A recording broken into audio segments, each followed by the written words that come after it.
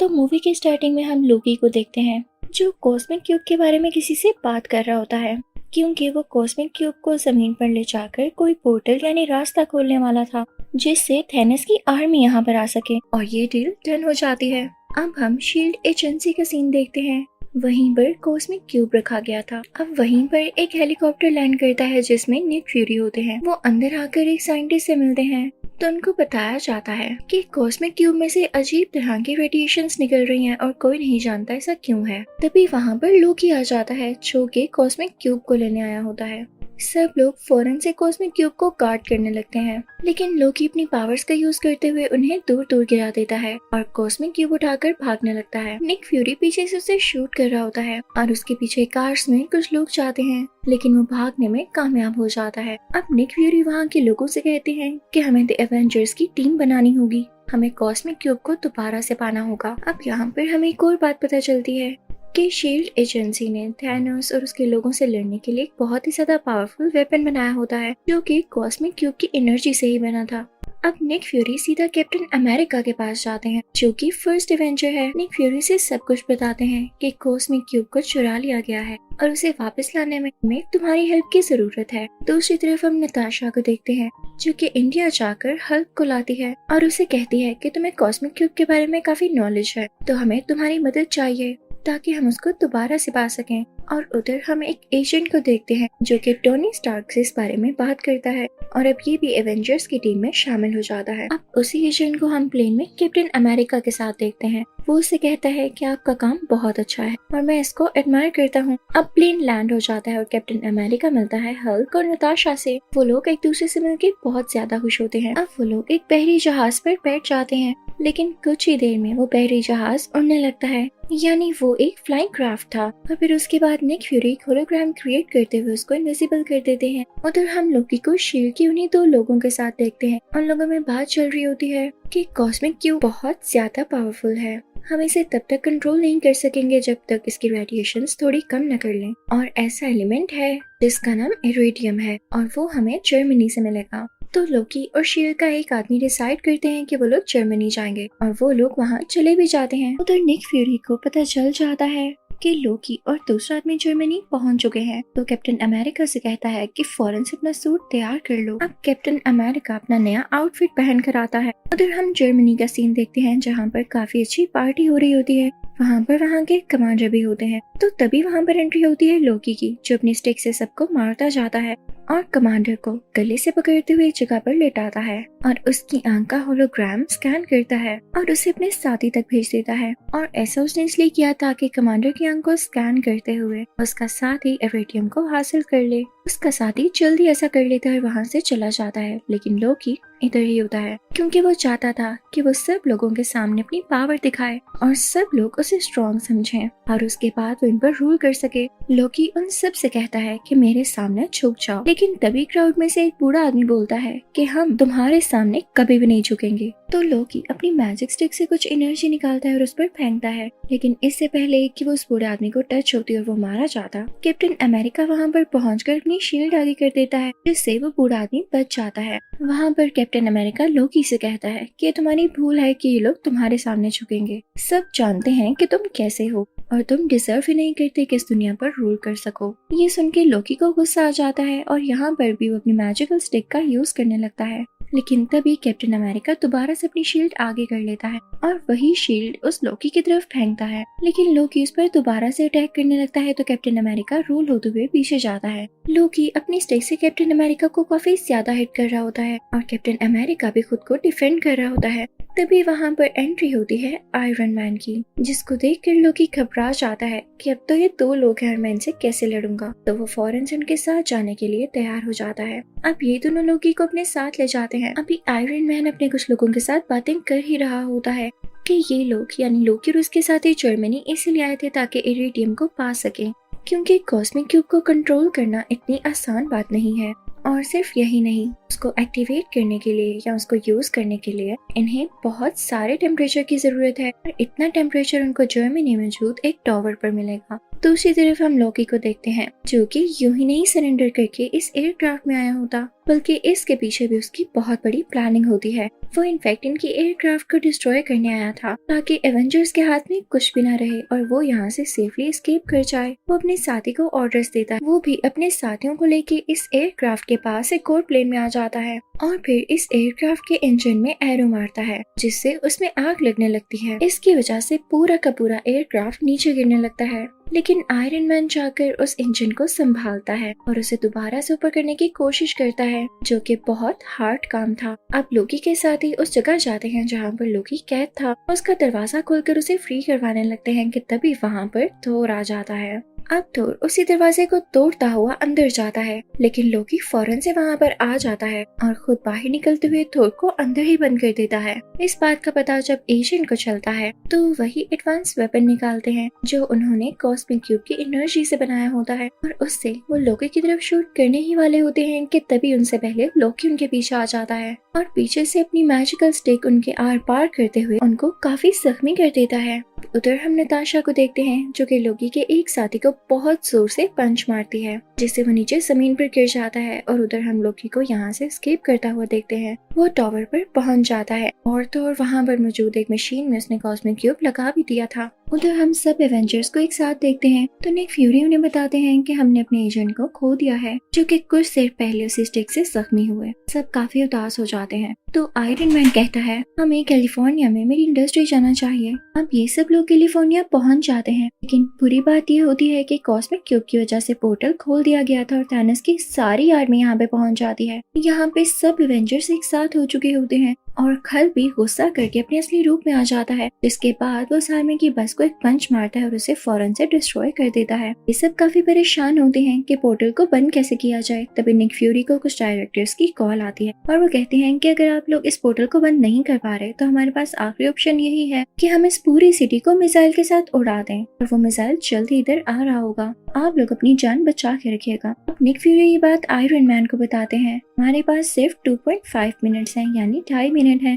इसी में या तो हमें पोर्टल को बंद करना होगा या उसके बाद मिसाइल आने पर उसे रोकना होगा। नताशा काफी घबरा जाती है और लोकी की मैजिकल स्टिक लेकर उस पोर्टल के पास पहुंचती है और उसमें से काफी सारी एनर्जी निकालते हुए उस पोर्टल को बंद करने की कोशिश करती है। लेकिन तभी आयरन मैन उसे कहता है कि रुको, मेरे पास एक और आइडिया है। मेरे पास भी एक मिसाइल है जिसे मैं उस जगह पर फेंकूंगा जहाँ पर थैनोस के लोग हैं। और वो मिसाइल लेकर उस जगह पहुंच ही जाता है और उस जगह को डिस्ट्रॉय कर देता है, लेकिन काफी टाइम हो जाता है, वो वहाँ से नहीं लौटता। तो कैप्टन अमेरिका नताशा से कहता है कि हमारे पास और टाइम नहीं है, हमें पोर्टल बंद करना होगा वरना हम सब भी डिस्ट्रॉय हो जाएंगे, मारे जाएंगे। नताशा उस पोर्टल को बंद करने लगती है। आयरन मैन भी उसी पोर्टल में था और सब काफी दुखी थे क्योंकि ये नहीं जानते थे कि अब आगे क्या होने वाला है। पोर्टल को बंद ना किया तो इन पर मिसाइल गिरा दिया जाएगा, अगर पोर्टल को बंद कर दिया तो आयरन मैन अंदर ही रह जाएगा। लेकिन तभी उस पोर्टल में से आयरन मैन नीचे की तरफ आता है, यानी इस दुनिया पर गिरता है। सब लोग बहुत खुश हो जाते हैं। उन्होंने थैनोस की कम्युनिटी को भी तबाह कर दिया था और उनका दोस्त भी वापस आ चुका था,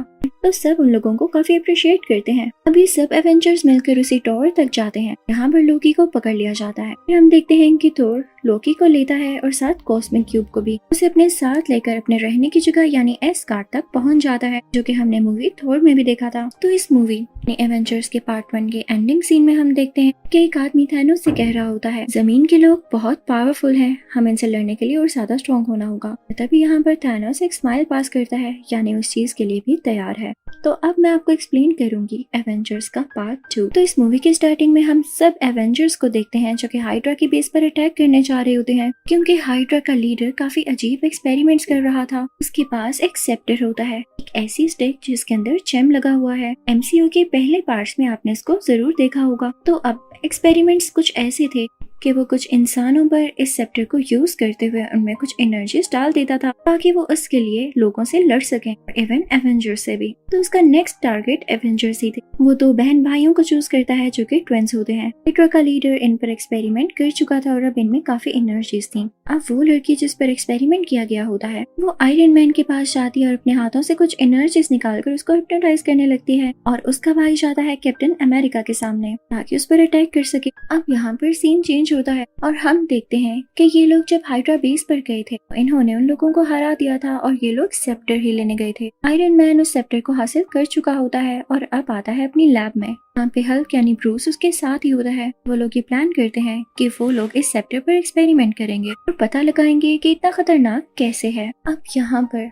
आयरन मैन और हल्क को बहुत ही खास बात पता चलती है कि इस स्टिक में जो जेम लगा हुआ है वो खुद सोच समझ सकता है, यानी उसमें सोचने की एबिलिटी है, यानी वो खुद ही पावर और एनर्जी जनरेट कर सकता है। तो आयरन मैन और हल्क फौरन से उसके इर्द गिर्द एक डिफेंस लेयर बनाते हैं ताकि वो वहाँ की चीजों को स्कैन न कर सके और ना ही कुछ डैमेज दे सके। लेकिन उन लोगों का ये प्लान फेल हो जाता है क्योंकि ये एनर्जी पहले ही बाकी इलेक्ट्रॉनिक्स तक पहुंच चुकी थी और उन्हें स्कैन करने लगती है।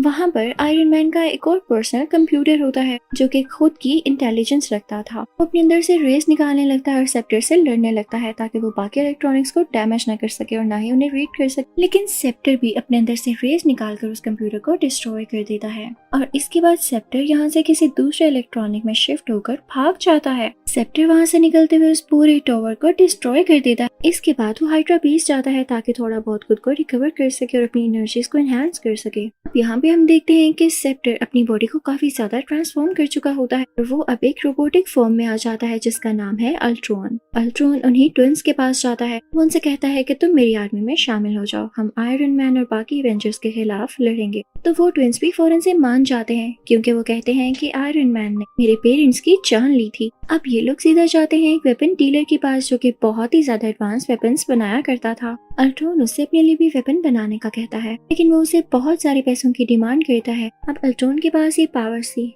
कि वो किसी भी अकाउंट से पैसे निकाल कर इसके अकाउंट में ट्रांसफर कर सकता था, तो वो अभी भी ऐसे ही करता है। और वो जो चीज होती है उसका नाम वाइब्रेनियम होता है, वही मेटल जिससे कैप्टन अमेरिका की शील्ड बनाई गई है और ये बहुत ज्यादा स्ट्रॉन्ग है। अब ये दोनों ट्विंस पहुंच जाते हैं एवेंजर्स के पास क्योंकि अब ये दोनों काफी ज्यादा स्ट्रॉन्ग थे और इनमें टेलीकाइनेटिक पावर्स भी थी जिनसे ये दूसरों लोगों के माइंड को कंट्रोल कर सकते थे। तो ये जाकर हल्क के माइंड को कंट्रोल कर लेते हैं और उसमें ये फीड कर देते हैं कि तुम्हें तुम्हारी अपनी टीम ही मारना चाहती है। तो वो गुस्से में आ जाता है और इनसिक्योर भी फील करने लगता है, तो वो अपनी ही टीम को खत्म करने के लिए आगे बढ़ता है। अब हल्क क्योंकि बहुत ज्यादा पावरफुल था तो आयरन मैन भी अपना नया सूट पहन आता है जो कि उसने पहले से तैयार कर रखा था और ये सिर्फ और सिर्फ हल्क को कंट्रोल करने के लिए था क्योंकि उसने सब कुछ फोर्स ही कर लिया था, यानी वो पहले से जान चुका था कि हल्क एक न एक दिन ऐसा जरूर करेगा क्योंकि उसके दिमाग में ये चीज फीड कर दी जाएगी। अब यहाँ पर उन दोनों में काफी हैवी फाइट स्टार्ट होती है। हल्क यहाँ पर एक गाड़ी उठाकर आयरन मैन की तरफ फेंकता है जो कि सीधा उसे हिट करती है।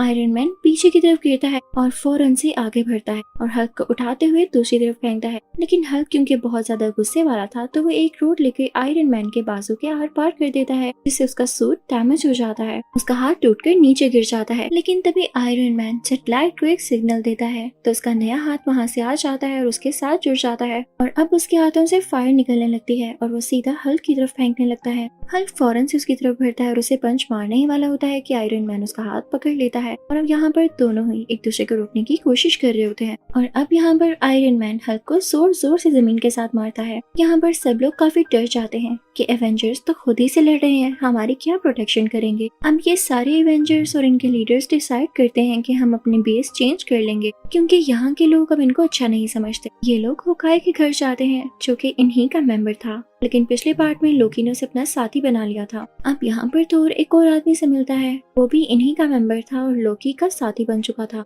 जो उसे अपने पर किए गए अटैक के बारे में बताता है जो कि उन्हीं ट्विंस में से एक लड़की ने किया था। नेक्स्ट सीन में हम कोरिया को देखते हैं। वहाँ पर अल्ट्रॉन जाता है और एक लड़की से मिलता है। अल्ट्रॉन क्योंकि उसे जेम की पावर से बना होता है तो वो चाहता था कि उसी जेम को एक बार दोबारा से यूज करके उसे वाइब्रेनियम के साथ मिलाकर और ज्यादा स्ट्रॉन्ग किया जाए। तो उस लेडी से कहता है कि तुम मेरी इस काम में मदद करो, लेकिन तभी वहाँ पर उन ट्विन बहन भाइयों में से लड़की उसका माइंड रीड कर लेती है तो उसे पता चलता है कि ये उसी सेप्टर को दोबारा से वाइब्रेनियम के साथ मिलाकर अपने लिए एक बहुत पावरफुल वेपन तैयार करना चाहता है ताकि इससे ये सब इंसानों को मार सके और यहाँ पर रूल कर सके। तो उसे ये बात बिल्कुल अच्छी नहीं लगती क्योंकि वो खुद भी एक इंसान थी। वो काफी काफी रोने लगती है। अल्ट्रॉन से कहती है कि हमें तो ये लगता था कि तुम आयरन मैन के अगेंस्ट हो, लेकिन तुम तो पूरी दुनिया को खत्म करना चाहते हो, तो सॉरी, इस काम में हम तुम्हारी कोई हेल्प नहीं करेंगे। तभी वहाँ पर एंट्री होती है कैप्टन अमेरिका, नताशा और होकाई की। वो लोग वहाँ से कोई सिंथेटिक बॉडी लेने आए थे। नताशा स्प्लिंट का दरवाजा खोलती है जिसे सिंथेटिक बॉडी वो लोग हासिल कर लेते हैं। अब ये लोग बेस पर आते हैं जहाँ पर आयरन मैन उसको यूज करते हुए अपना कंप्यूटर वापस लाने की कोशिश करता है।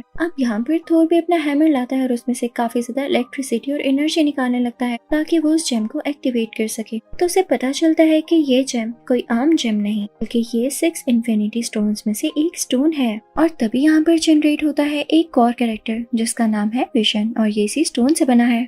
अब वो दोनों ट्विंस भी एवेंजर्स के साथ मिल चुके होते हैं क्योंकि वो ह्यूमैनिटी को बचाना चाहते थे, क्योंकि वो ये नहीं चाहते थे कि बाकी लोग भी उसी तरह मारे जाए जैसे उनके पेरेंट्स मारे गए। अब ये लोग सारे मिलके अल्ट्रॉन की उसी बेस पर जाते हैं जो कि उसने वाइब्रेनियम से कुछ ही देर पहले प्रोड्यूस की है, ताकि वहाँ पर जाकर ये लोग उसे डिस्ट्रॉय कर सके। अब उधर अल्ट्रॉन ये चाहता था कि जहाँ पर उसकी बेस है वो सिटी को आसमान में उठा ले और फिर उसके बाद उसे पूरी दुनिया पर जोर से मारे ताकि वहाँ पर ब्लास्ट हो और सारी ह्यूमैनिटी डिस्ट्रॉय हो जाए। उसके बाद ये खुद यहाँ पर रूल कर सके और हर चीज नई तरीके से बना सके। लेकिन एवेंजर्स को इस बात का पता पहले से ही चल जाता है और वो सब रेडी होकर वहाँ पर पहुँच जाते हैं। लेकिन जैसे ही वहाँ पर ये लोग पहुँचते हैं तो अल्ट्रॉन की आर्मी इन पर अटैक करने लगती है। ये लोग उनको रोकने की कोशिश करते हैं, लेकिन तभी वहाँ पर निक फ्यूरी आ जाते हैं जो उन पर फायरिंग शुरू कर देते हैं। इस लड़ाई में उन ट्विन बहन भाइयों में से उस भाई की जान चली जाती है, इसकी वजह से उसकी बहन को बहुत ज्यादा दुख होता है और वो रोने लगती है और ये डिसाइड करती है कि वो अल्ट्रॉन को मार डालेगी और उसे खत्म ही कर देगी। वो लड़की अल्ट्रॉन के पास जाती है, अपनी पावर्स का यूज करते हुए उसका दिल उसकी चेस्ट से बाहर निकाल लेती, जैसे उसने किसी फोर्स और अट्रैक्शन का यूज किया हो। उसमें इतनी पावर्स जो थी। यहाँ पर अल्ट्रॉन मारा जाता है और किसने सोचा था कि इसे मारने वाली यही लड़की होगी। लेकिन तभी वहाँ पर एक और रोबोट आता है जिसका स्ट्रक्चर अल्ट्रॉन जैसा ही था। वो उस मशीन को एक्टिवेट कर देता है जिससे सिटी का पार्ट ऊपर उठने वाला था। अब वो शहर का हिस्सा आसमान में ऊपर आने लगता है और तेजी से नीचे गिरने ही वाला होता है। लेकिन आयरन मैन और थोर वहाँ जाकर उसको रोकते हैं और आयरन मैन अपनी चेस्ट में से कुछ एनर्जी निकालता है जिससे वो सिटी वहीं डिस्ट्रॉय हो जाती है। यानी यहाँ पर अब अल्ट्रॉन भी डिस्ट्रॉय हो चुका था और उसका ये प्लान भी खत्म हो चुका था। यानी अब कहीं पर डिस्ट्रक्शन नहीं होगी। मूवी के लास्ट सीन में हम देखते हैं एवेंजर्स का एक और बेस बनाया गया है। अब थोर इन लोगों से कहता है कि मुझे एस्गार्ड वापस जाना होगा क्योंकि जो 6 इन्फिनिटी स्टोन्स मैंने अपने विजन में देखे हैं मुझे इन पर कुछ रिसर्च करनी है। और फिर कैप्टन अमेरिका और नताशा बाकी लोगों को भी एवेंजर्स की टीम में शामिल करने के लिए उन्हें काफी अच्छी ट्रेनिंग देने लगते हैं और उनको नए नए तरीके सिखाने लगते हैं। मूवी तो यहाँ पर खत्म हो जाती है, लेकिन इसके पोस्ट क्रेडिट सीन्स में हम थैनोस को देखते हैं जो कि कहता है कि मैं किसी पर ट्रस्ट नहीं करूंगा और मैं खुद दुनिया में जाकर उसे डिस्ट्रॉय करूंगा। और इसी के साथ ये मूवी यानी एवेंजर्स के दोनों पार्ट्स यहाँ पर कम्प्लीटली एंड हो जाते हैं।